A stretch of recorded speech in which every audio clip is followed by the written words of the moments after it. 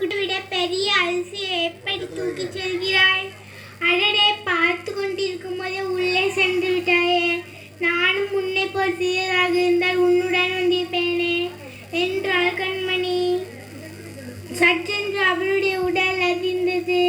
உருவம் சிறியதாகிவிட்டது. சுற்றிலும் பார்த்தால் எறும்பின் அளவுக்கு தானும் இருப்பதை கண்டு வியப்படைந்தாள்.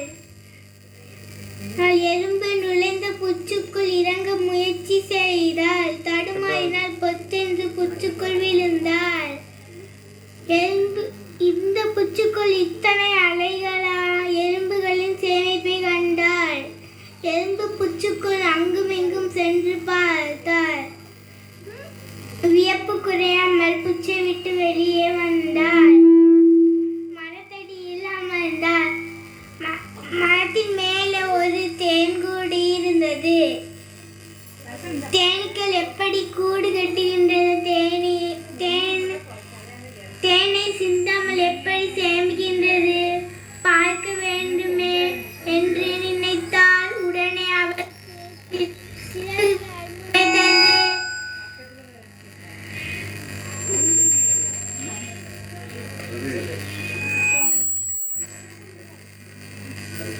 ஓய் ஓய் மகிழ்ச்சியில் கத்தினாள்.